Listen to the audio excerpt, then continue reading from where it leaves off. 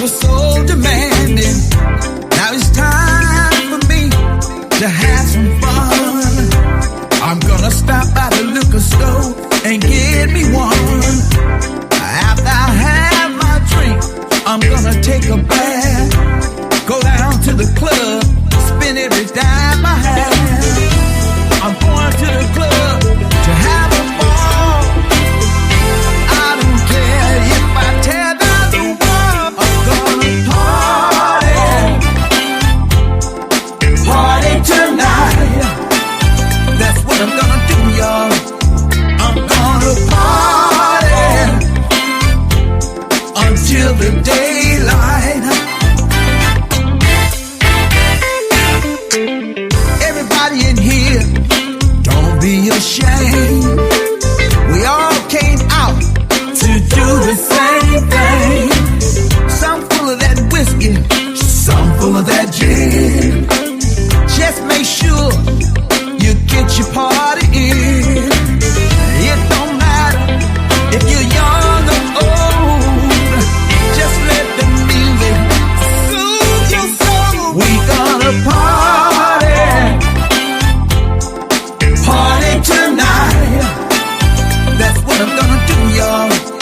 We gonna party until the daylight. Everybody say yeah.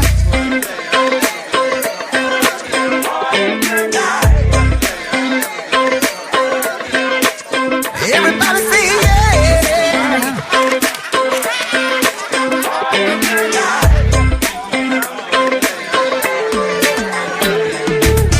Gonna find me a partner, don't care who I choose, 'cause I got on my dancing shoes. I'm gonna party tonight. I'm gonna party until the daylight. I'm gonna party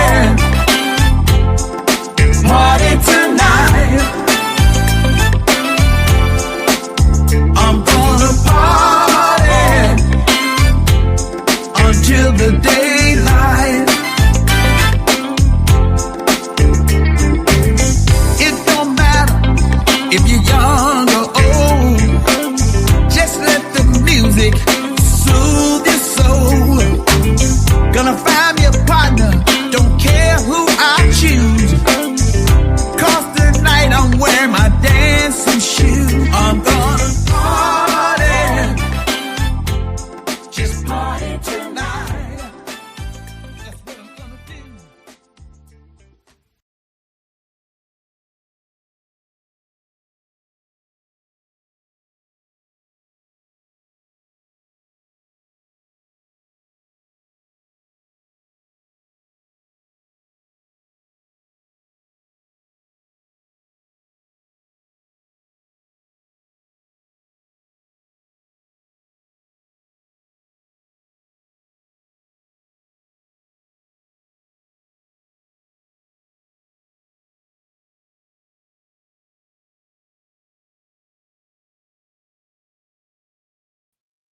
All right, you guys, here we go.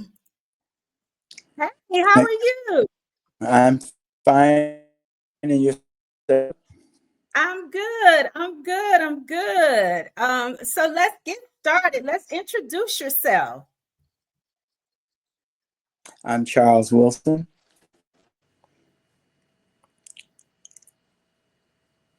Can you hear me clear? A little bit. Not say something else. Can you hear me clear? Okay, now I can. Now I can. Okay. Can you hear me clear? Okay. Okay. Can you hear me Sure. pretty good? Okay. Okay. Well, nice to meet you, Mr. Yeah, Charles. very good. Well, nice to meet you. Thank you so Same much here. for coming on Live with Vicky P. And we're going to get into this interview. So, Mr. Charles Wilson, Okay. how long have you been singing? Since age 7. Mm-hmm. I started Mm-hmm. singing at age 7. Mm-hmm. Started going in nightclubs at age 14.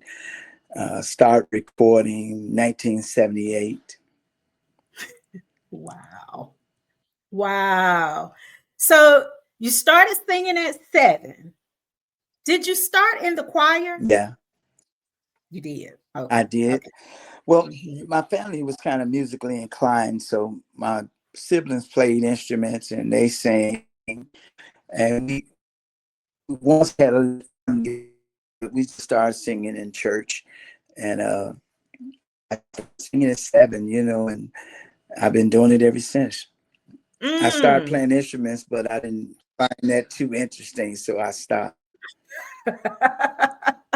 You like to sing and forget about the instruments. You like the singing part. Yeah. Well, I played guitar for a while. I played drums for a while, and that was basically it.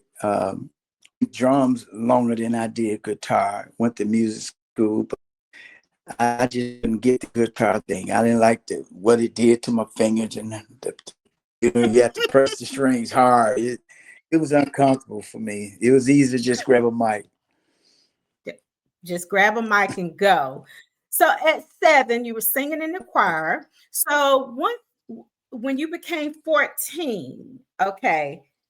So other than singing in the choir, now you're singing, let's say, Southern soul, blues. You're singing the blues, or what did Blues, you Southern transition? soul, yeah. Mm-hmm, mm-hmm. Well, I was in gospel in the church, but I was singing blues at an early age anyway. It was just or my uncle Moon or Tyrone Davis, Johnny Taylor, B.B. King, or Bobby Bland on those days. And it was independence and the shy lights and artistic and all of it. Uh, but I always sang blues. I just sang gospel in church, but I always sang blues from the beginning. From the beginning. Okay. Well, yeah. Like you said, I know you've shared the stage with some of the greatest, the BB King, the James Brown, the Lou Rawls, like The Al Greens, the Lou Ross, the Seal Johnsons, the Tyrone Davis, the great and little Milton, the Coco Taylor, Etta James. I can go on and on and on. oh wow, Etta James. Oh my gosh, like that's major. That's huge. So like at what ages were you at this particular time when you were able to share a stage with those type of artists? Well, at 14 years, my first year, my teacher went out to the club and he saw Bobby Rush show. And when he saw Bobby Rush show, Bobby Rush had a manager by the name of Andre Williams, not the Bruce Andre Williams, the race car driver. Mhm. And he told him he had a student that wanted to break into the business. It's neat to say I didn't know that my uncle Little Bobby Rush was best friends. So he me and I started talking to Andre. Andre introduced me to Bobby Rush, and I started hanging around Bobby Rush a lot. What I'm trying to do, and he was saying, "Well, listen, I don't want to record a solo artist. If I record somebody, I want to record somebody like Sam and Dave." And I just kept after him. And he said, "You so determined." So he asked my mom and dad, could he take me on the road on the weekend to be his valet? And being a valet is artist club. Artist club having to being a pro where you open up the show. At 14 years old, I would go on the road with Bobby Rush on the weekend. And I probably did that for about 4 years, 5 years. When I got out of high school in 1975, I did a year and a half college, and then I just went out for myself. And I've been out here, and I recorded my record in 1978. What let me say this. I am gonna I'm going to take you off the screen and bring you back because the connection is like going in and out. So let me try something, Okay, okay? well, should I go back and zoom in, or just let you do it? Let you do what you're gonna do. Yeah, let me do it first and I'll let let's you do see. it.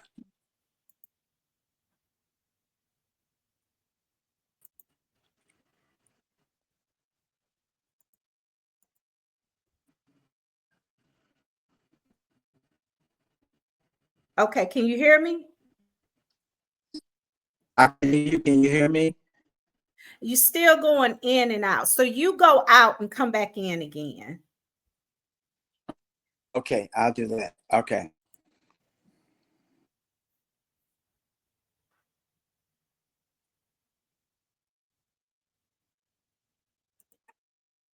Hey, Fiala, how you doing? Hey, Belinda, how are you? Hopefully we can get his sound down pat.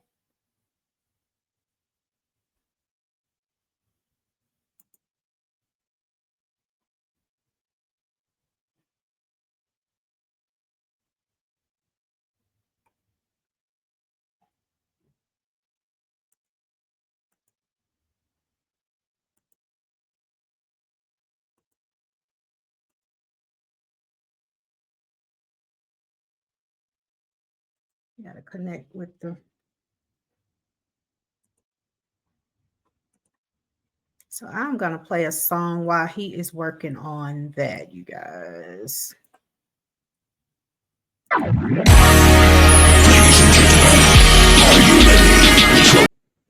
Hold on, let's see.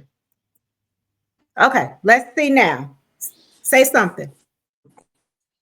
Can you hear me? I Can you can. hear I, me? I can. I can. So okay, we're gonna go back Is until to the okay. part. Can you hear me? I can hear you. Okay, so we're gonna go back to the part where you started traveling with Bobby Rush on the weekends because you was like in and out, in and out. Okay. Well, I was 14 years old, and I, like I said, I kept going over to Bobby Rush, and he said, "You know, you so determined." And so he talked to my parents about can I go on the road with him on the weekend. And as I say, I started as a valet, which is someone to carry his clothes, to driving his van, to being a protege, which protege means Mhm. all that stuff. And I did about 4 or 5 years. Then I did a year and a half college. After I graduated in 1975, then I just went on my own. And All right, you guys. Y'all, it's not me this time, y'all. So let me go ahead and play another song so we get this thing right. Charles Wilson. Listen, let me tell y'all what happened to me the other day. I came home,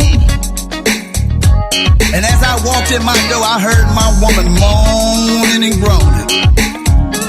So you know the first thing I thought, fellas, I said to myself, oh, I know this couldn't be happening to me. So I ran up, kicked the bedroom door open, and there my woman was, laying there, buck nude. And she was moving just like this. All right, you guys, we're gonna try this again. Okay, let's can you see. hear me now? I can. I So can you, hear. Okay. okay, let's try this again. Okay, so you graduated from wait a minute, did you say college or high school? High school, 1965, did a year and a half college, and I went on my own. So I started recording, and I recorded my first song at 1970. Hmm. Okay. So now you recorded your first song. So how was that? How did you feel after you recorded your very first song? Well, it was exciting, but it was different because before I ever had a record, I was working 2 nights a week, $150, me and my band. Well, when I got a record, automatically my price should go up. Mm-hmm. If the record ain't hot, the price don't go up. So now I put myself in a price bracket like $700. I want $300, and I didn't know that was about you can't draw that. But Bobby Rush had talked to me about the fact that Sorry, you guys. We're gonna try to get this thing together, but y'all know it's not me. That's all I can say. My connection tonight is good.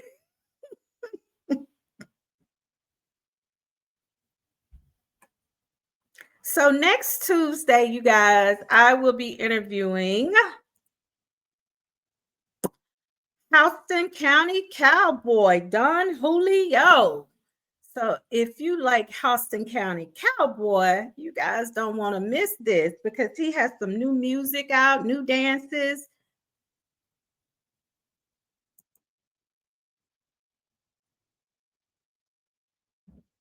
He's coming on back on, you guys. Hold on. Hold tight.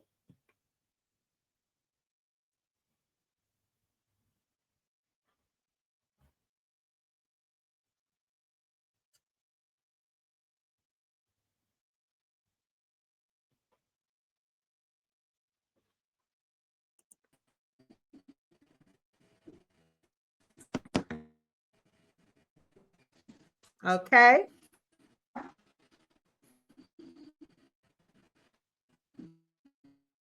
Can you hear me?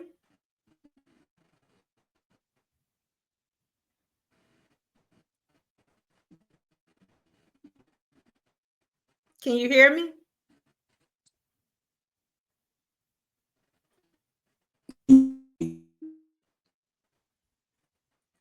The connection's not good. okay, The connection's not good.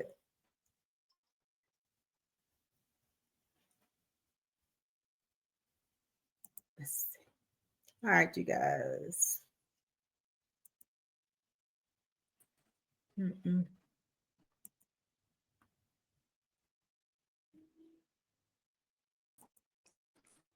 Yeah, the connection's not really good. It's definitely your connection. You might have to move somewhere else.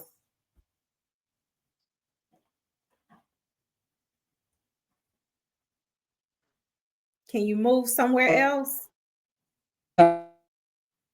yeah, I can. Okay, try that. Try to move somewhere else.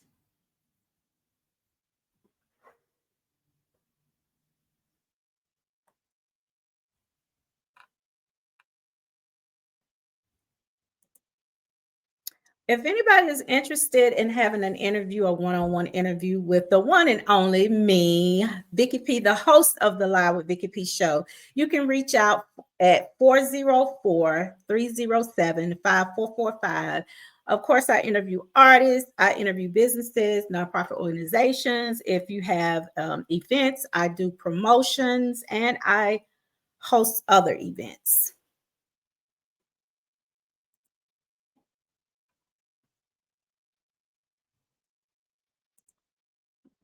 Now booking for the Houston County Cowboy, you can call Selena at 762-436-0464. He is a Southern Soul artist. He's available for concerts, parties, private events.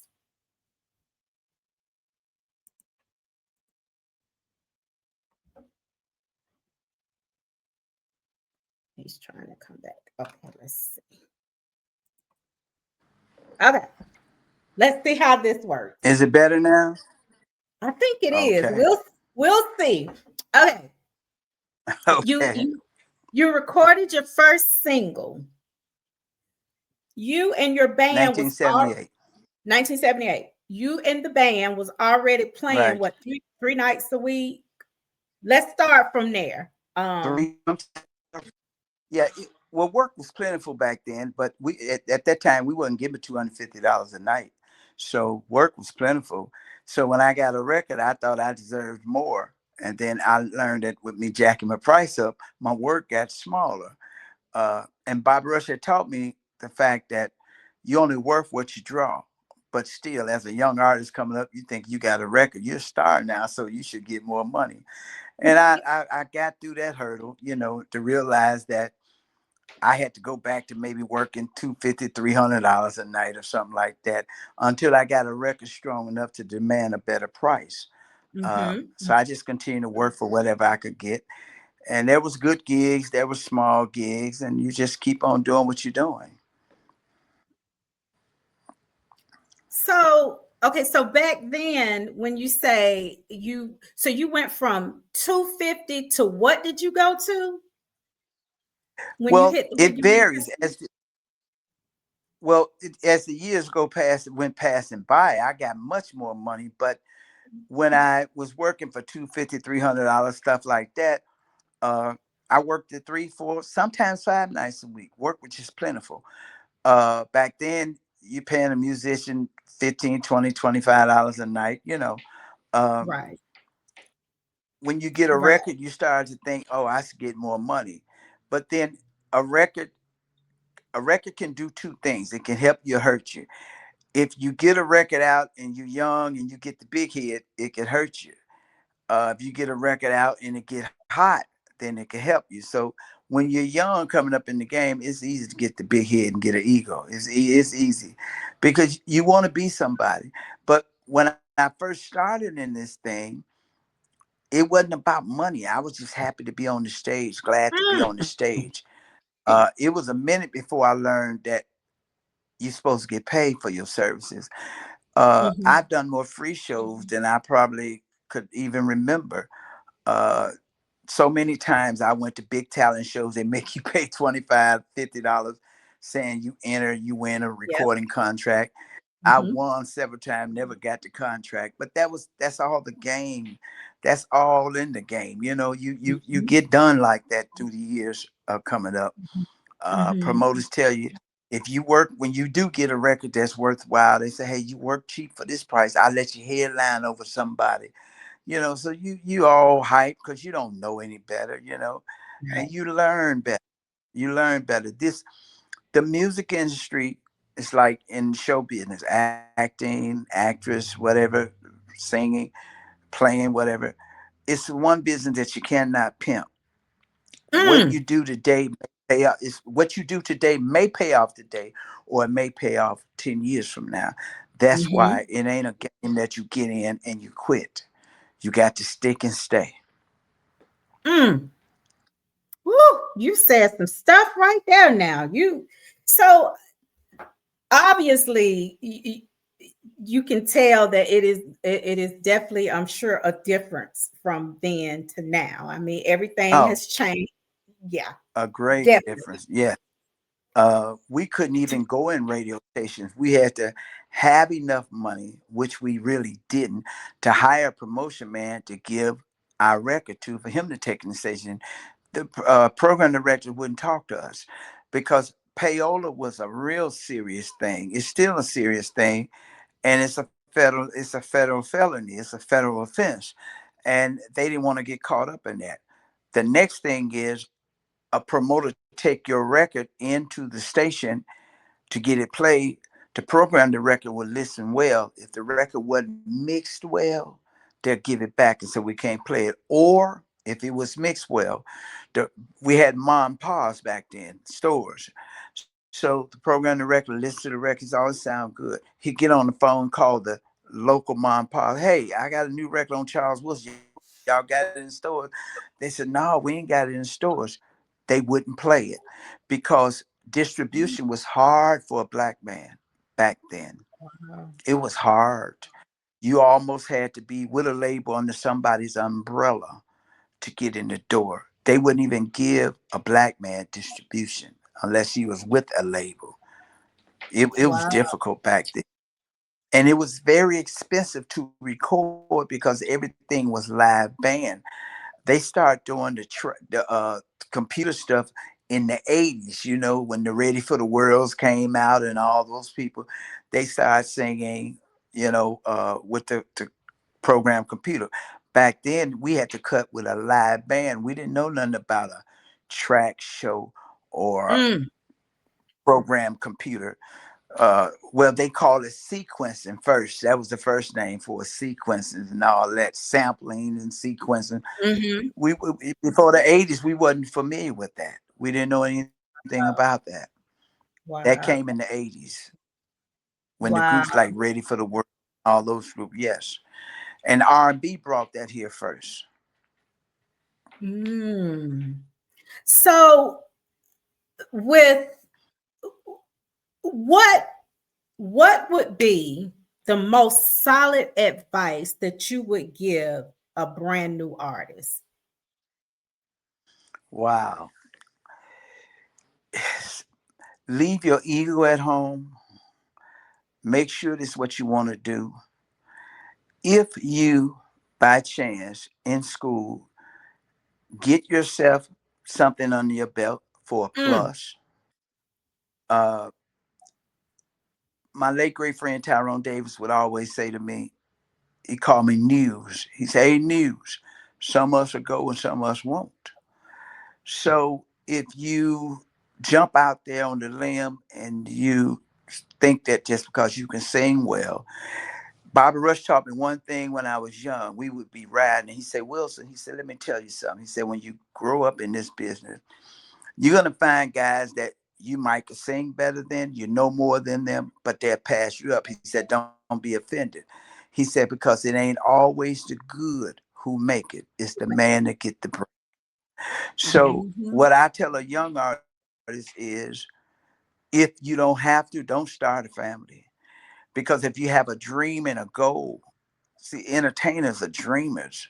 If you have a dream and a goal and then you're a real man, you start a family, you make babies, you're going to want to get a job and take care of your responsibility, which right, is what you should do. But it could hinder your dream, and it right. will hinder you.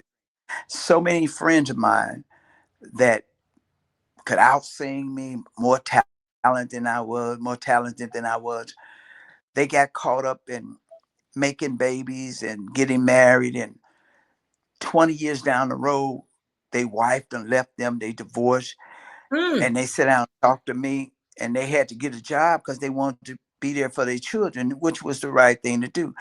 But they regret it so much because they threw their dream away and they felt they was too old to start it over. I seen a mm, lot of that. I seen a lot of that happen. BB King used to sit me down and tell me this. So, Mr. Wilson, this business is not for a married man. And at first, I didn't understand what he was saying, but I learned to understand what he was saying. So much comes with this, being out on the road, going away from home. You got to have a strong woman at home, strong to foundation. nurture a strong. I'm telling you, you got to have a strong foundation. You really do. Uh, it's not like that today like it used to be.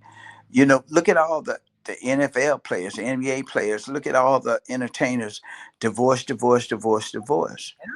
uh Women was cut different back then. You know what I'm saying?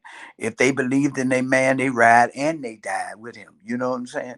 That's right. And as an entertainer, you can get caught up. You can get caught up. Temptation. You can get caught up if you're not strong and your relationship is not strong. You can get caught up, and it's hard to feed a hungry dog a steak. You know that. Come on now. You know what I'm saying? Woo, So, but a lot of guys have maintained and some ain't. But even the strongest guys, uh, take for example, my uncle Lil Milton, Tyrone Davis, and all that. They wives stuck it out with them to the day they died. But those women, they paid dues to be with those men. come on. I mean, it was no joke. They took care home financially, but those women paid some serious dues. I'm not telling you what I think. I'm telling you what I know personally because I know all the wives, and we had countless conversations. And my auntie, my Uncle Milton's wife, we had countless conversations. And you got to really be a different kind of woman to stick with an entertainer or NFL player or NBA player. It's not easy. It's not Right, easy. right. Um, and the women that's out there won't truly respect you. So your man he must respect you because the women out there, they won't. You better And say you got to that. You got to have a real partner with you because, and I can understand from a woman's standpoint because this business can get very lean sometimes. Can you imagine your man just working a regular job, then all of a sudden he get a hit record? Now you and him do everything together, enjoy life together. Now he's gone all the time. The Some money's there, but the love ain't there. The attention, the time ain't there. And then he get cold. He get cold. The record get cold. So he go from making say $7,500 a night back to barely can work. You got to be a strong woman to yes. deal with those lean times. And that's why I say to the younger guy, save your money. If you can get a Mm, degree in some, get a degree, save your money because I see entertainers right now in the past 4 or 5 years that gotten hot and I can see them dwindling down. sit They can't down. see that now. And the real reason they can't see it because they never been there before. You understand what I'm saying? Right. If you've been Right. there before, if you've been there before and it happened to you, you can see it. You can But what recognize happens is that when it's good, you think that that good lasts forever, but it's only a forever. season. And I can see entertainer friends of mine now going back to doing the stuff they did, even me, when they first started out. So Uncle Milton, Tyrone, and Johnny Taylor used to always say, Pete, they call everybody Pete. You only big as your last record. At first, I didn't understand what Mm, that means. So you get a hot record out here. You're working. You're making money. You feel like you're God. Okay. Then everybody, excuse my French, kissing your behind, and then the record start to die. All those people that praise you, they say, he need a new record. He need a new record. You be wonder what happened to all that. I'm the greatest. I'm the this. I'm the that. Then from that point, the word get around. Oh, he need a new record. Next thing you know, you're barely working. So the same yeah, people that chase you run from you. that's right. It take a hell of a wife to stick with a guy like that, and it take a hell of a man to stick it out because this business. Charlie Wilson said this: it'll chew you up and it'll spit you out. What you want. Mm, So for every young artist out there, I'll say one, if you don't have to make a family now, don't. If you can go to school along with your music and get you a degree under your belt, please do and save your money, open up your own business, have an income. For years, I had my own place of business, a couple of business throughout this music industry. And if I had not, I had families and I was married at the time, I would have starved to death. So it's up and it's down and it's up and it's down. You go in the studio, you cut a record, you just know you got a winner and the and it record might not. flop. Mm-hmm. You go in the studio, cut 4 or 5 songs, you pick this song, it flop. The ones you Flops. didn't even think of, it blow up for you. So you don't know. You just know you got a good song, good product, but the people decide. Sometimes people they'll miss a song. Sometimes they'll pick it up 2 years later, 3 years later. I Yep. can name a lot of artists that Yep. had records that was out here 2 years, 3 years before it caught on. Dorothy Yep. Moore, Miss Blue. A lot of people. I can just go on and on and on. It's just the nature of the business. It ain't. This is a big boy game. Just separate the men from the boys. From the This boys. business. Yes. And Yes. naturally when you're hot, people think you're a producer. They think you some type of a genius. And when the record get cold, all of that they thought just go out the window. That's right. So That. that's why I say every young artist, Yes. uh, be careful again when God bless you with favor and you get you a big record. Be careful how you treat people. Please do. Be careful how you treat Oh. other artists. Be careful how you put your name and your Oh. mouth on it. because the simple fact, I'm talking about stuff I've seen. My Uncle Milton used to always say, he heard a friend of his say the wrong thing. He looked at me, he said, Pete, he said, when you're a public figure, you have fans, and some people, they diehard fans, they believe in everything you say, whether it's right or wrong. Everything. He say, but you owe it to your fans, yourself, and your colleagues to keep your mouth closed. He said, you can say something about somebody, and because people believe in you, it could hurt that person's It career ruin them. for the Mm-hmm. rest of their life. Mm-hmm. So it's a true saying, when the Bible say that your tongue is a deadly weapon. It is. It's serious. That's for real. Mm-hmm. And I've seen a lot, and I'm glad I've lived long enough to be in this business to see it. I see young artists, and I understand they be proud. There's a lot of good young artists out there, and I watch how flamboyant they be, how arrogant they be, how people praise them, which echo with the game. But you can't let that go to your head, because I truly learned for real. When the old folks used to always say God is a jealous God, I'm a true believer. I believe that Yes, he because is. I've seen artists get so big and didn't do nothing wrong, but people praised them and started to worship them, and they fell to nothing. I've seen it with my own eyes, and they didn't do anything wrong. But you have to be careful who you let in your circle, because you got You a do. lot of yes men's in your circle. It'll ruin you. It'll ruin you, Woo! because what happens is you don't have nobody real in your circle. So now, even when you do somebody wrong to your people in your circle, you ain't done no wrong. Wrong kind of Right. people to have in your circle. Right. You always need the kind of woman, the kind of employees that say, "Hey, boss, hey, baby, uh, I love you, but Th- you That's not wrong." right. Mm-hmm. Because if you Mm-hmm. don't have that, you'll lose yourself. I'm telling you, you can't help it. You got fame, you got money, everything you touch turning to gold, and you got all these yes men, and you ain't got a solid woman that would tell you when you're wrong. That's right. You gonna fall. You're That's gonna right. fall. I've seen it.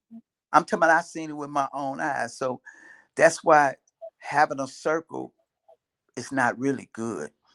Have Right. associates is fine. My Uncle Milton taught me you have no friends in this business. You Mm. don't. Smile just a frown turned upside down in this Mm. business. Come You know, on. because because in this business, here it works a lot. You have friends that are bigger than you. And as long as you stay beneath them, they smile in your face, talk about how great you are. But when it look like you're gonna pass them, time changes, things changes, people Yes. change. Yes. So it's you really have to stay grounded and prayed up all the time, all the I, time. I think everything that you've just said is just not only just for artists or football It's players or whatever. life, life. Yes, it's life. It is. You are so right. Those are. It's just life. You can have the wrong friends in life. They can be your yes friends. They won't tell you the truth, have you looking like a fool, and you can lose everything that you have. And the thing Yeah, that you just yeah, said, people, you can have your circle and they're good with you until they see you surpassing them. Once you start surpassing yes. them, it's a problem. Yeah. Oh, Oh, yes. Oh, it's my. yeah, it's a Yeah. problem. Yes. I'm not telling you. I'm not telling you everything I'm telling you. It ain't nothing I thought about. It's everything I've Oh, it's experienced and I facts. talked and saw, watched and lived. Okay, you.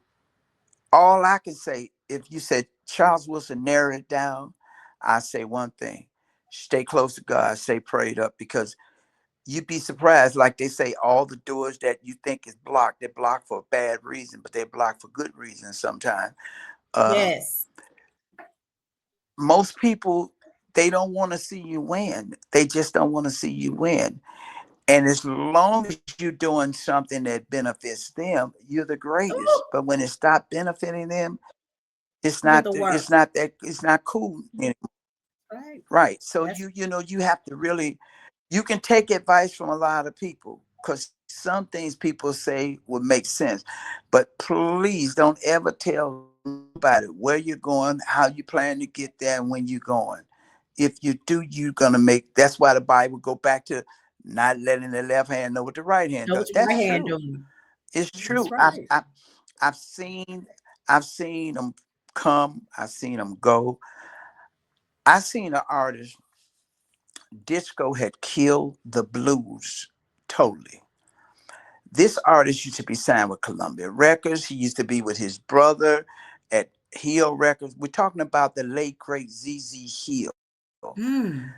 This man had been with he had been with Columbia Records. He had been a star and he fell down. I remember Artie Blues White was like a play brother to my Uncle Emil, and had a club in Chicago called Boosters. And he played Mean Seal Johnson and ZZ Hill. ZZ was just signing with Malaco. We didn't draw flies. We didn't make no money. We'd take up $61 in a hat, send ZZ Hill back to Tyler, Texas on a Greyhound bus. This is a true story. This is no makeup, nothing.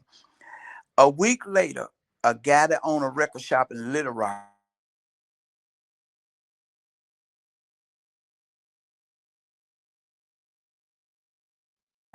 Uh-oh. Can you hear me? Now I Can can. you hear me? Yes. Hello? Yeah, I can hear you. How did I get Can you out of hear there? me? Hello? I can hear you. Go out, then come back in. Your telephone probably wrong. He is dropping some gems on here tonight, you guys. I mean, woo! Everything he's saying is just the truth. And it applies to life, just life in general, you know. So hopefully we can get him back on here. Okay, let's see. Give us a few minutes. Can you hear Okay, me? I can. Yeah, a phone call came through and knocked us off. That's what I Anyway, said. yeah, what happened was we had to take up $61 and put it in a hat and send ZZ Hill back to Tyler, Texas. We all were broke. A week later, Crook in Little Rock had a record shop called Crook's Record Rack. He said, Charles, he called me one day. He said, Charles, why don't y'all talk to ZZ Hill? I said, what's wrong? He said, man, ZZ begging promoters to hire him at $700 and they don't want to be bothered with him. I said, well, Crook, the man got a living to make. Well, mind you, when ZZ was in Chicago, he asked me, said, Charles, what you doing, man? I said, I'm recording an album. He said, y'all to come on, go with me to Malaco. I said, I don't know. I ain't been hearing good things at the time. I hear they ain't got no money. Just speaking what I heard. He said, man, let me tell you, don't you ever think like that. He said, when I went to Columbia Records, nobody never would have told me they would have signed me. But a kid that was an A&R mama used to listen to my music when he was a little boy. And because he remembered me, he signed me at Columbia Records with the record Love So Good When You Steal It. But to make a long story short, ZZ were broke, flat broke, couldn't work. His entertainer friends wouldn't answer his phone calls. I know because we used to talk about it. Mm.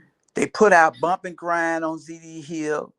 They put out Leaking My Dream. At the time, Bobby Bland had just left MCA Records, so GCI in Chicago started playing. The only blues singer they would play with Bobby Bland, they started playing ZT. A year later, now remember I told you the Crook at Crook Record Rack called me and said, man, why don't y'all talk to ZT? He begging these promoters to hire him at $700. This is the honest God truth. A year later, Crook called me. He said, Charles, I said, what? He said, man, Jeezy is hot. I said, hot with what? He said, just listen to me. He said, all the promoters that got money hiring him 8, 9 times a year, and all the ones ain't putting their money together getting him. I said, well, what do you got? He said, down home blues. Now, ZZ brought the blues back. Old man Tommy Couch told me, and he did an interview, and it's in a magazine. He didn't know the record was that big. When he looked up and discovered the record that big, it had sold 850,000. He stopped the press. I said, well, why would you do that? He said, because the companies, all of us over here, we're not RIAA certified. And if you've been in business 15, 20 years, all of a sudden you popping up with million sellers, IRS gonna climb up you with a microscope. He said, I stopped the press. So that's when I hear guys before the streaming thing came about talking about, man, my record sold 1,000,000 copies. No, your record ain't sold 1,000,000 copies because no company over in the Chili Circus Southern Soul during our time was RIAA certified. Back during Tyrone Davis, them days, turn back to hand time, changed my mind. Those companies were RIAA certified, and they sold millions of records. So Milton. The last big record that went gold over here was Johnny Taylor Good Love album. Okay. Mm, Now since streaming came about, guys getting 10 million streams, 5 million, but we talking about before then. right. Okay. We talking about before then. So, but I said that to tell you a story about how you have to be careful as an artist when you're doing good and another artist not. Because ZZ couldn't get a phone call from his friends. They wouldn't talk to him. I talked to the man on the phone. He used to tell me, and disco had killed the blues. There was no more blues. It was disco. And ZZ brought the blues back with Down down home. home blues. So, Mm, but my point is, he went from no money to getting sent home with a $61 ticket to Tyler, Texas, to buying buses, selling, being the biggest blues artist there was at the time. He was hot. So you can't never count no one out. Just come on. because a man ain't hot today, don't count him out. They count ZZ out. They count a lot of artists out. You cannot, as long as a man got breath in his body, can deliver a song. He don't have to be a great singer. If he can Right. deliver a song and Mm-hmm. someone or he write himself a hit song, miracles can happen. I've lived long enough to see it. I've I lived believe long it. enough. I know it. I've been here. I know. I've seen it with my own eyes. I've seen people go from can't eat to having more than enough to eat. I've seen people from going that went from having a more than enough to eat to can't eat. I've seen both sides of the fence. I've Mm. seen it all. And And God bless me to continue to live. I probably see more. So when as a young artist, when you get on and get a hot record, be careful with your mouth. Be careful with how your arrogance. Be careful because you wanna stay successful. You want to stay humble. You want to save your money. Don't tell everybody what you're doing because you really don't have no real friends in this business. And just stay prayed up and let right. God order steps. Because I've seen a few guys that was cocky, arrogant, treat people like dirt, and they don't look so pretty right now. I know Mm. for a fact. So that's why you have to really, really, really be careful. When you get your season, you get your season. People tend to think you're a genius. When you get your season, they think you're a producer. You're not. No, everybody can't ain't a producer just because they hot. They get hot. I want you to produce me. They didn't even produce themselves. So you have to really you have to watch this business real careful. Then you got a lot of people that jumped into the game, and an artist get one record and it's big. He a legend. He a legend. Really, he got one record. He the hottest artist, for example. He a legend. All of a sudden, he's a legend. Where's accolades at? What kind of dues have he Mm. paid? Legends Mm, pay dues. Legends go through mm, some meal, no meal, plenty of meals, some money, no money. They mm, eat this, mm. breathe this, sleep with it. You know what I'm saying? Uh, it separates the men from the boys. So, when people talk about how great they are, just be thankful because tomorrow you may not be so great. You do not know what tomorrow holds for you. Ooh, yes, yes, yes, yes, yes, yes. Now, I've had several, well, a lot of different artists on here, and I've had one artist that he make good music, he can sing, wanted to give up, but then he came out with that one song, and it took off, and that was one I of know an artist his like that things now. that he would tell someone. I know an artist that was like that before, Yeah, and I and was he very was like, instrumental. I was very instrumental in helping someone get mhm, him back to a certain position that got him on, and he's doing real mhm, good right now. I won't call his name because it's not important. But right, listen, in this business, you want to run, you want to stay, you want to cry, you want to jump, you want to quit. It's yep, the nature of mhm, business. All I tell you is this: if you stick and you stay and you never ever give up, I guarantee you some good things will happen for you. Look at my I friend Bobby believe that. Rush. Look at Bobby Rush. I know the dudes Bobby Rush paid. He paid him before I got with him, and I was a 14-year-old boy when I got with him. But he's having a time of his life, and God has blessed him tremendously to be 92 years old, can know who he is, can still entertain, and he making Mm, more money now than he ever made in his in his entire life, life. And he winning Grammys after Grammys. You gotta stick and amazing. stay. And it get rough. It get rough. Sometimes you be at home, you be sitting down thinking, you be like, what? you you don't have answers no more. But you just keep what you do, doing what you do, and it'll surpass. This business ain't for everybody. Some people get Right. in and get beginner's luck, shoot to the top, but they won't stay because Oh, this business come with a beat down. It's no joke mm, now. It can come with a beat down. Okay. See, it's easy for you to smile when you can pay your bills. You know that. And you got money that's in the right. bank and your pocket's fat. Mhm. It ain't that ain't the test. What you do when your phone ain't ringing so much no more. What you do when people ain't kissing your behind so much. Can you stand the test of time? Now some of us can. I can prove I can. I'm still here. Okay. And it's a few more still here. And it's a few that can't. See, we didn't come up in the business working jobs. We learned from Mm, the old guy. That wasn't what we supposed to do. We wasn't supposed to work no job. Now, if they had told us we should, probably we would have been in better shape, throughout the years. Our struggle wouldn't have been as hard.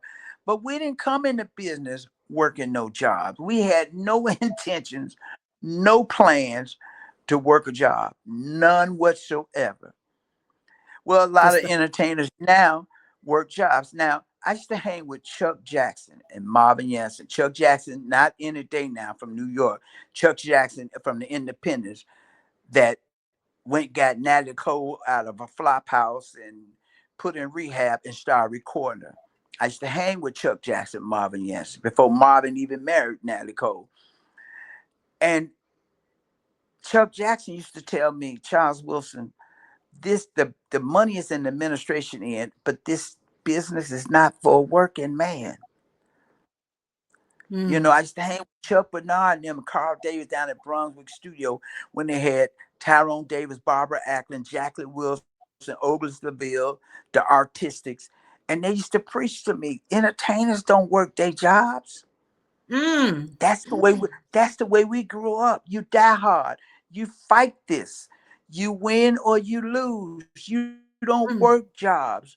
You believe in who you are and what you got and what God gave you. That's the way we were taught.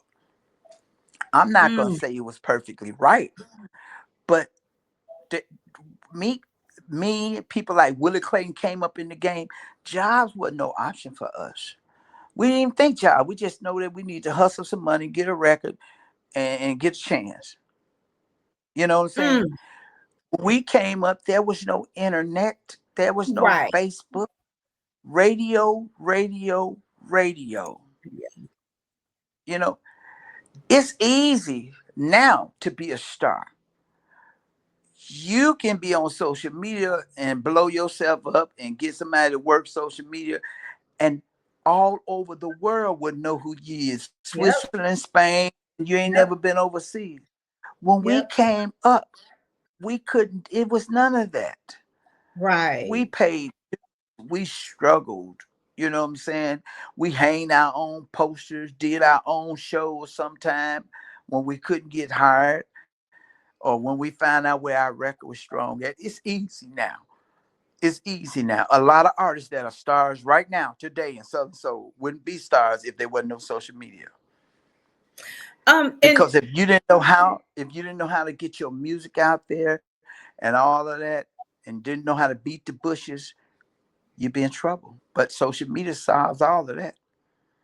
yeah, because a lot of times with social media, even with the songs that go viral, is somebody out there that it was several songs that had gone viral that I didn't know anything about until I saw it on social media.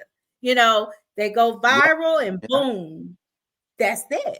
You Back know, in the day, back in the day, when we were recording records in Chicago, the work was down south. And you could be hot as you can be down south working, and people in Chicago don't really know you that hot. Now, times start to change where people yep, come visit down south, they get the record and they take it back and DJ play it, then they get to know who you is. But now you can get on social media. Every country, every city in the world could see you the same hour, the same day, the same time. You know what I'm saying? yep, yep, When if it wasn't for social media, I tell you again, a lot of artists that are stars now would not be stars because we had to learn the hard way. You know what I'm saying? We had to learn the hard way. We had to beat the right. bushes, knock down the walls, break the barriers. And they wasn't giving no young guy a shot. It just wasn't possible. It just wasn't possible. So, but now they got it made in the shade, honestly. Well, hey, Darryl Simmons, he said a lot of times y'all used to promote your own shows, no promoters. Like, We had to. We had to.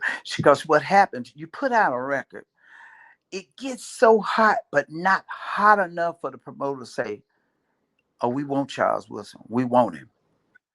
But the record hot enough for you to go hang some posters, buy you $300 worth of radio airtime, and go in there and make you a couple of $1,000 off the door. Okay? hmm, But it wasn't hot enough for a promoter to call you. Now after that promoter starts seeing your name circulate and they say, oh, Charles Wilson was here in Greenville. How many people he have? He had about 250 people. Now he starts to think, maybe I should add him on the show. I used to get on the phone, call the radio station. I said, who's the record stores there? They give me the number to the record store. I call the record stores and I say, who are the promoters in y'all town that been bringing shows? Because everybody put tickets in the beauty shop, in the record hmm, stores. Okay. hmm. Who are the promoters? Then I get their names. Then I call them. Now, back in the day, some promoters say, hey, man, it's a good record. So I tell you what I'm going to do. I'm going to get this record hot. I'm going to bring you in and we work a first money deal. First money deal is like The first 1,000 is mine, the second 1,000 is his, and everything over there is 50-50. If you had a good record and a promoter didn't mind gambling on you, he would take it to the station, even though you sent it. He'd go there and make deals with the radio station, and they get you hot, and he'll bring you to town. Those days are came and gone. You know what I'm saying? Yeah. And I guess it might be a promoter here that might, but they done came and gone. But social media is the answer to everybody's success, basically, because you get on social media now, and the people in Switzerland will know you. My Oh yeah. first tour in Switzerland was my first tour in Switzerland was 10 weeks, 1993. I was signed with an independent major label called Ichiban Records. I had never been out of the country in my life, and my first tour was 10 weeks. But if not had been from that company, I never would have went. Okay. And Wow. that's when I started going over to Switzerland, Holland, Milan, Italy, different places like that. Because being signed with Ichiban Records, they had me, Curtis Mayfield, Joey Lee Gunn from the Mighty Clouds of Joy, Tyrone Davis, Clarence Carter. That's Ooh. where Stroking came from. Benny King, Trudy Land. I can go on and on and on. But now people hear your music from overseas and they'll reach out. Hey, we'd like to bring you over. So social Yep. media social media is the thing. It's a It winning is. situation. But we didn't have social media back then. That's Uh, what we know about the grind. Yeah, because y'all had to We hit know it about the running. grind. Yeah, y'all had to. So Hit it now, running. we can, right, right. And see, we can We used to sit play back for here radio and station. just make a We few play for clicks. radio station for free. Yeah. We used to play for, I used to come from Yeah. Chicago to Mississippi and play for radio stations that had festivals for free. They'd pay my band and wouldn't give me a dime and gave me rooms. And that was all right with me because I needed to be in the game. You A needed to whole be lot of there. You times need. I played for radio station, didn't make one red cent. I just happened to have money with me, but they paid my band, which was $600. Had a 4-piece band, paying them $150 a night, and they'll get us rooms, and they doubled everybody up except me. Everybody else had to. Some promoters used to have audacity to say, "I buy one double room for you, and all y'all can sleep in one room," and I just buy the other 2 rooms and myself a room myself, just to be on the festival, getting into the market, to be seen, to be heard, to get Yep. played. Yep. It's not it's a big boy game. Trust me when I tell you. Things are much easier now. Oh, definitely. When all you have to do is just stand behind the computer. Daryl said, he said, see, this is why the music business and the business of music are two totally different things. You really got Daryl to Simmons been understand the around. struggle, the history. He knows what he's talking about. Daryl Simmons been around. He's a good guy, a real good businessman. Try to help everybody. See, the true story behind all of this: artists today chase the money. Mm, They don't chase the dream. mm, We came up chasing the dream. We just wanted to be somebody. We didn't really care if we got paid. We just wanted to be somebody. We figured later on things would be better. But the problem with everybody now is that they chase the money without chasing the dream. You chase the dream and the money will come, but they chase the money and they don't chase the dream. That's the whole trick to this game right here. And if you chase the money before you chase the dream, you'll be highly disappointed in the long run. And me and Mom and Cease used to talk about this. Some people record a record and they get instant success yep. right then. Mm-hmm. But listen to Mm-hmm. me real careful. If you don't pay your dues from the beginning, you'll pay them at the end. Because Mm, you'll fall by the wayside and you have to pick yourself back up. The sad part about it, if you didn't pay your dues from the beginning, it's hard. It's like a child. Parent been taking care of him all his life, picking up his downfall, giving the mm, places. all that, and she passed away. And now he ain't got nobody to catch his fall. He lost. So Marvin was telling me, we were talking about when he first left the gospel group, his brother and them, and started. He had wrote Candy Liquor. He was gonna try to give it to Millie Jackson or Clarence Carter. His wife told him he's gonna walk out the door. She said, "Sit down. Let me talk to you." She said, "Do it yourself. Do it yourself." Marvin came out with the album. The first thing hit Ghetto Man. Second thing hit Double Crosser. Mm. Candy Liquor was, people was taboo when it came to that. A promoter out of Greenville, Mississippi, Will Sanders, out of St. Louis. He was living in Greenville. He said, "Charles Wilson, I'm gonna put you on the show with Jesse James. I can do Bad by myself." He said, "I'm gonna put you on the show with Marvin Cease, and we gonna break Candy Liquor." I said, "You think they gonna play that record?" He said, "Yeah." It was taboo. I used to ask people about it when I come down from Chicago. They said, "We ain't never heard of that." But they was playing Ghetto Man and Double Crosser. He brought him to Greenville, Mhm. Mississippi. Now, Johnny Taylor had broke the record in Greenville at the VFW. He had 2,500 people. I opened the show for Marvin Cease with a band. Marvin Cease was singing with tracks, a cassette tape. You hear me? A Mm. cassette tape. And it was paying him $5,500. He had over 4,000 people there. The fire marshal had to run people away. I never seen so much water on the floor in my life. That was how many people. When Marvin came off the stage and went in the dressing room, he just fell up against the door. I said, "Marvin, what's wrong?" He said, "Man, I just can't believe this. I just can't believe this." And that's when he went on to tell me the story about what his wife told him. But to make a long story short, Mm. later on, he wound up paying his dues. But he had that beginner's luck. He came in the door with a major label, Mercury Records, no, London, then Mercury, then Jive. And then it started to dwindle. If you Mm. don't pay your dues from the beginning out here, I don't care if you stick and stay, you're gonna pay them at the end. This is a Mm. grind, unbelievable. You can't forget this grind. You can't forget Wow. this. Yes. Wow. So when you came out and you were with, the Marvin C's and all of the big name people back Well, I had then. made a name then when I was on shows with Marvin, Shirley Brown, Okay. Mel Waiters, all of us. I Okay. had made a name then. I was that was past the Love Seat days. Love Seat came out in '98. Backstreet came out in '95. I was at that $3,500 price back then. So I had came past. I had got into the game then. I was in. And back then, $3,500, that was a lot of money back then. Yeah, back then, $3,500. $3,500. You see, when Johnny Taylor passed away, the biggest price ever was paid was Johnny Taylor.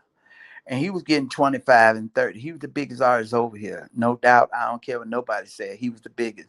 He was getting 25 and 30. Now the game has changed. You got artists getting way more money than Johnny was getting. But that money wasn't here for us back then. It was there always Right. for it was there always for R&B artists. But it wasn't there for us. You know what I'm saying? I remember back in '84 when when when Mm. when when Blackfoot had Taxi. That was a $1,500 night. Shirley Brown had uh Woman to Woman in '74. That was a $1,500 night. I know for a true fact because my cousin was a road manager and a friend. I mean, that was to pay 1,500. Then you ease up to 25 and 35 and whatever. You know what I'm saying? But Mhm. Mhm. consistency back then, you work for 2,500, work Friday, Saturday, Sunday, that's $7,500. Back then, you feed a lot of kids. You know what I'm saying? You that was Right. money back then because the cost of living was Yes. that, you know. Now it's not a lot of money at all. Back during those days, Mm. if you had $1 million, you was a millionaire. Nowadays, a Right. million dollars is almost like $100. 100,000, 100,000. Right. Yeah. Yeah. But back then, if you had $1 million, you was truly legally considered a millionaire. Now a Right. $1 million, nothing. Ain't nothing. Right. No. Because I If you can got even 10 remember when million, I you could say. If you got 10 million, you can say I'm in the game, but that's it. That's These people it. spend 30, $40 million. That's right. And it's funny that you said that because we were just having a conversation about the $1 million. I was, saying, if we got $1 million, we still have to work. Like Yeah, it's no money. you It's no do. money, Yeah, So, but you have definitely, you have thrown some gems. You have educated us, definitely educated. And, now we're over here, Southern Soul now, which it sounds like it is different from back then. You can a come over lot. here now. And I hear a lot of people always say, anybody can come over here and sing. Like, It they appears that, listen, it appears that way. Southern Soul get 10, 15 different artists every day. And I've every heard a day. lot of people I hear a lot of people say that. And before you know it, they's on stage working. But here where the problem gonna come. And I might not be here to see it, but you just keep watching. If you notice, people are crowding over here, crowding a lot of R&B artists that can't get on over there, crowding over here. And they trying to be the biggest artist over here. But nobody stops and put a halt on that thought and say, I don't want to be the biggest artist in Southern Soul. I want to be bigger than Southern Soul. There are Mm, three there are three artists that I seen them come up and they got hot and big over here. And I used to see them how all of them compete against each other. And I talked to them one by one, just in general conversation. We happened to be talking one day, and I'll bring it up. I said, well, man, you shouldn't even try to be the biggest artist over here. You should try to be bigger than Southern Soul. And I guess they heard me. They did not hear me. But you got to remember, watch what I'm finna tell you. There's a few artists that was hot as hell, like King George is now. They not hot that way no more.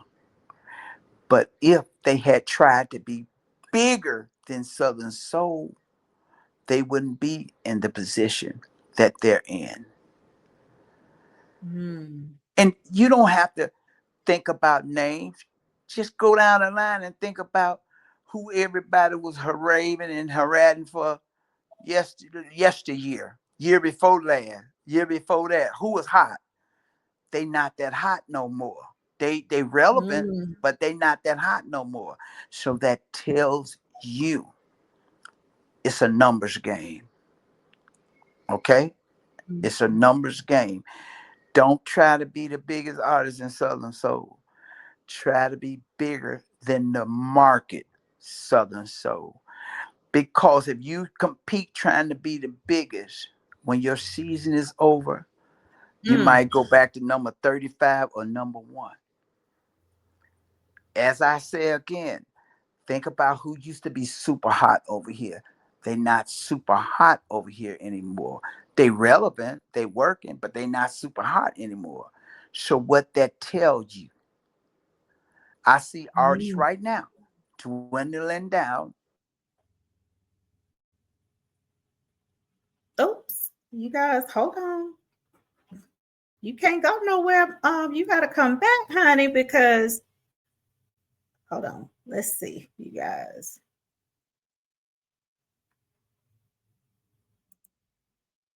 Look like his call dropped. Let's see. Mm,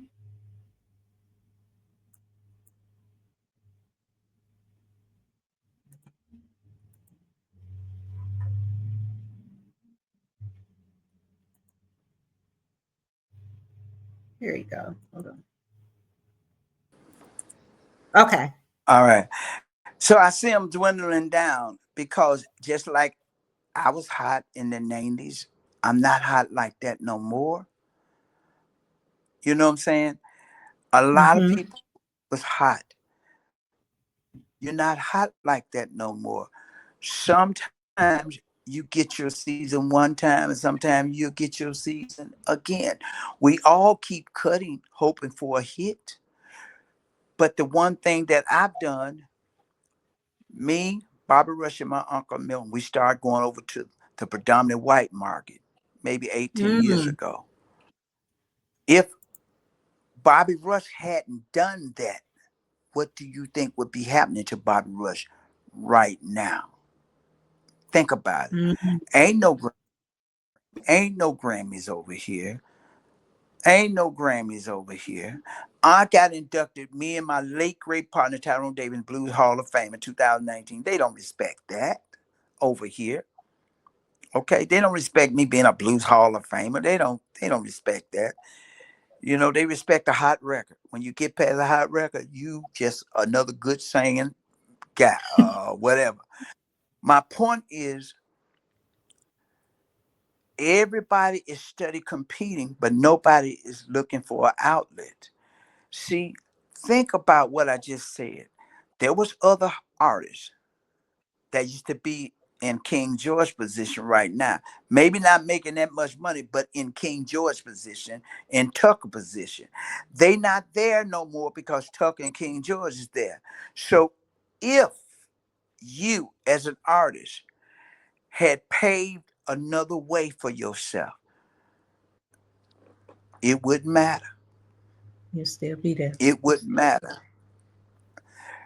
You might not be still hot, hot, hot over in Southern Soul, but you have another door. You know the old saying is a poor Right. rat don't have a one hole to crawl into. Mm-hmm. That's what I built and still building, and that's what Bobby Rush built. You can see the results, and my Uncle Milton passed away. You know what I'm saying?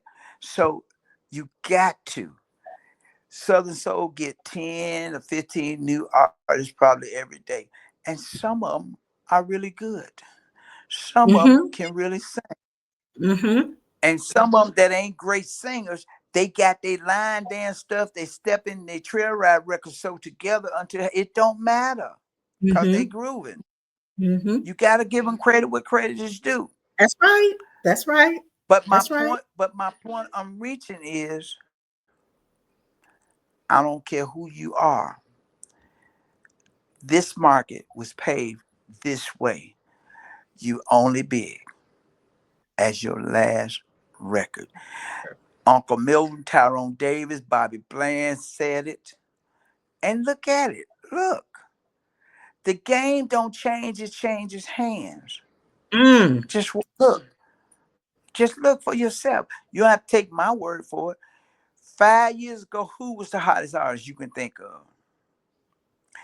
Four Mm. years ago, who was the hottest artist you can think of? 3 years ago. Okay. But who the hottest artist now? King George, Mm. Tucker, Mike Clark Jr., Tony Amani. Mm-hmm. 7 years ago, they wasn't hot. Probably wasn't even on, hadn't got on. So Right. if what I said don't make sense, then somebody not thinking. Right. 7 years from now, it's a great possibility they won't be on. They may be relevant, they may be working, but they may not be hot. Somebody else is coming. Right. And that's the game. All they go with the game. Right. So that's Right. why you say what I say to a young artist: get hot, get you some money, have you something else going. Make sure you open up you some solid places of business. If you don't have to start a family now, don't start one. Wait till you financially stable and you got your mark and made your mark, and then just enjoy life. And you have your Mm. couple of places that'll pay your bills, whether you sing or cut another record. If it's in your blood, once you get bit by this bug, you ain't gonna stop recording no way. Right. Right. You know, Right. but this game Right. changes hands. It changes hand, and you everybody had a season. Some people never That's get a right. turn. Some people get 2 or 3 turns. But when you got your turn, you better think and use it wisely. Don't take it for granted, because the That's two right. downfalls in man is one when you underestimate another man, and the second one is Mm. when you take who is what you got, what position you hold for granted. You lose Mm. every time. Ooh, You lose come every on. time. Come on. Come on. I So, I paid dues to learn what I'm talking about. Uh, you know, as the old saying say, the old folks said, "Bought sense is better than taught sense." On the streets, they say the game is sold, not told. That's true. Experience teaches you right, fact and knowledge, right, and when right. you learn, and it's no if and buts about the education. The education is out there. If you don't think it's out here, stay out here. Just stay out here meddling with this music business. It'll You better say educate you. it. You better say You it. know, Like just like life. yeah, You better say it. I'm telling you. it will. So It'll teach you. so with that being said, now that you're over here making music over here.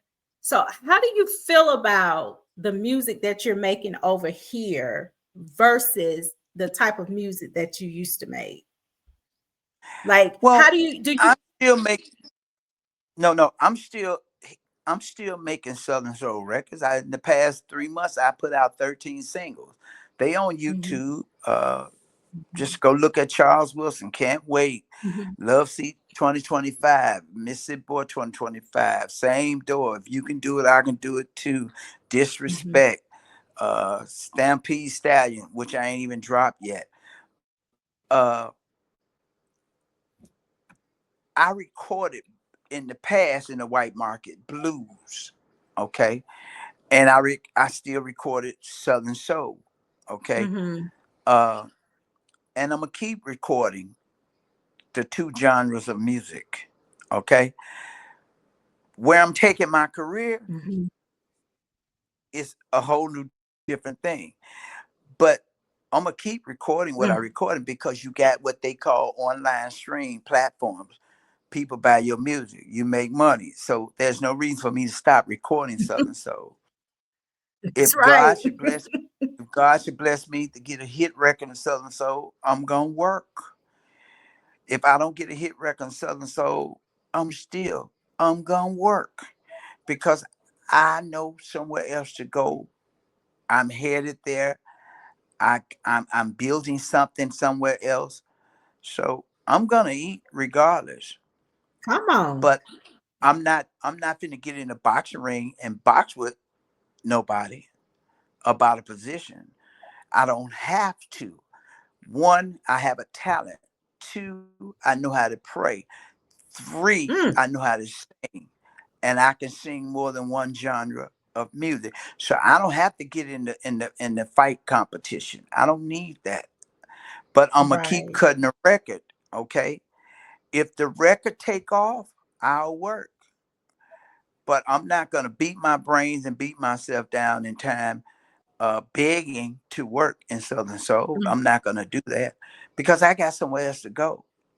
Much bigger, much greater. Okay. But I'm gonna keep Mhm. cutting Southern Soul records because I was here when it was the Chitlin circuit before my partner Lenny Lewis named it Southern Soul.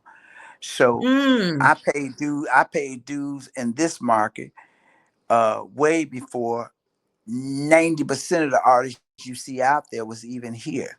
It was me and Willa Clayton, the Lit Boys, that was under Bobby Bland, Tyrone Davis, Johnny Taylor, my uncle Lip Milton, ZZ Hill, Seal Johnson, Albert King, Otis Clay. It was us. We were the young kids then. So I don't have a reason to get in the ring. I ain't really got no dog in that fight, but I got a dog in this other fight. That's where I'm going. Yeah, and that's where I'm going. That's exactly where I'm going. Well, And I'm gonna keep fighting him because well, I you see the know, door is opening for me, and I love it. come on. Come on. You That's know. what I'm So, talking about. Well, well, go ahead. I'm sorry. I'm definitely gonna have to have you to come back because you have just Not a problem. educated us, and it's just been so interesting. This conversation has been really, really interesting. I Well, here's the love to here's the speak deal with. with that. Here's the deal with that. You know, I see a lot of people talk to a lot of people, and in the world today, clout chasing is everything, and people don't always believe who's right. They just believe who they like. Uh, Woo, Jesus, yes. they go get who's hot to look for answers, when a lot of artists that hot don't even have a story. Mm, When you say Charles Wilson is a legend, I'm a legend. I'm a legend by time, I'm a legend by accolades, and I'm a legend by experience. So people would look over you because you ain't hot, you ain't supposed to know. yeah, But that yeah. only tells you about the people that's looking over you. They don't know. Because if they know, it's only a few real legends left out here. Bobby Rush, Latimer, Shirley Brown, Willie Clayton, Charles Wilson. And I might missed a couple. If I did, no personal thing. But you're talking about people that was here in the 70s grinding. You got a few people came out in the 90s, but they wasn't here during the 70s. We was here during the 70s. Okay. We seen the dusk, the dawn, and the daylight. So Mm, people go with the hot names and ask them questions, and having them questions they can't answer. And they have a tendency of wanting to forget about the people who paved the way. How you gonna forget Johnny Taylor? How you gonna forget Tyrone Davis? How you gonna forget Seal Johnson? How you gonna forget ZZ Hill when disco had took the market and he brought it back with the blues? How you gonna forget Denise LaSalle, Shirley mm, Brown? How you gonna mm. how you gonna forget Latimer, Bobby Rush? You can't. But if you yourself, the interviewer, don't know anything, you don't really know what to ask no way. You know what I'm saying? So that's why you don't see a lot of people like Charles Wilson on here talking, because people never reach out and say, "Hey, Charles, you've been here a minute long, talk to me." Because if you ain't hot, they don't see you, because this market is built on what have you done for me lately. Lately. You know what I'm saying? I ain't seen nobody say, "I'm going to get Benny Latimer." I ain't seen nobody say, "I'm going to get Latimer." I ain't seen nobody say, "I'm going to get Shirley Brown." Cause Mm, Shirley been through some stuff. Latimer Shirley done been to the top of the game where Clyde Davis done wanted her. Shirley a legend, for real legend. Latimer a legend. Latimer put a whole lot of music together that y'all have no clue. I know about it. When Betty Wright went and got that girl, that white girl Josh Stone, she had Lit Beaver, Latimer, and all them playing on that girl record. That white girl that they call a soul singer that Betty Wright owned, Josh Stone, who's mhm, a mhm, mega star now. Betty Wright mhm. founded that girl. She was 16 years old. Latimer and them played on more hits out of South Florida than America can think of. If you on your show want to educate yourself, reach out to some of those legends and get some stories. Therefore, when them young artists come on talk, you can teach them something. And I'm not Mm, putting them down. A lot of them don't know because nobody's talked to them. Nobody shares nothing with them. right, Nobody try to tell them right, nothing. If anything, people try to shut them out, right, and people get right. envy of their success when they should give them knowledge with their success, while it would push their career further. You That's know, true. You are so right. they That they is true. are they are the champions of the game today over there. All the old legends that's fair to the game. If the young guys want some knowledge and ask for it, should give it to them, because you want them to win. You want them to win. Right. And then maybe Otis Clay had a record years ago. He said, "Sometimes I get so depressed when things don't go my way, But if I could just reach out and help somebody, then I had a good day. You share it with Mm, them, like Patty said, you've been blessed, Pat. They share it with somebody else, and maybe somebody won't stumble and fall along the way.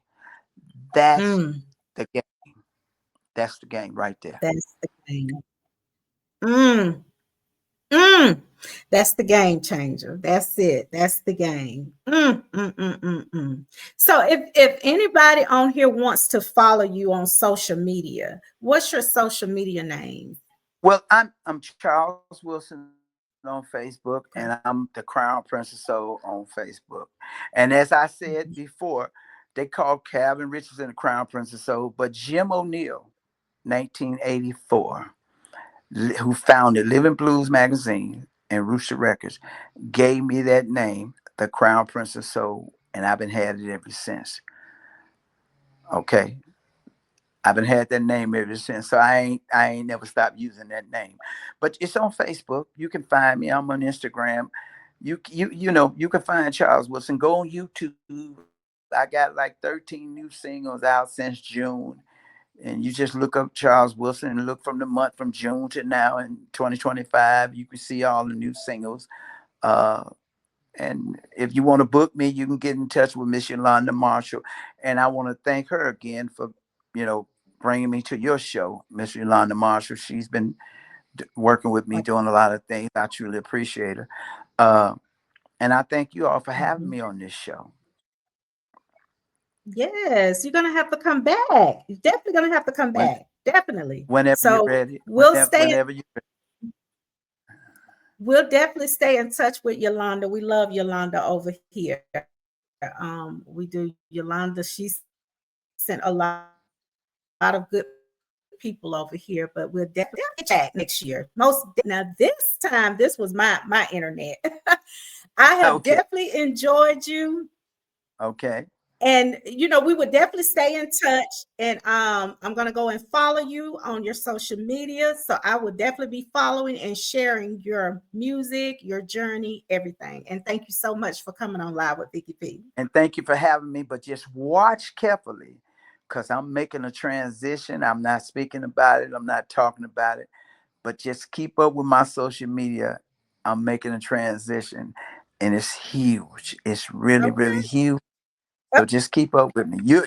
It'll come to you. Just keep up with me. Okay. I got you. I got you. I definitely Thank you will. so much for having me. You have Okay. you're welcome. You Family. have All a right good now. night.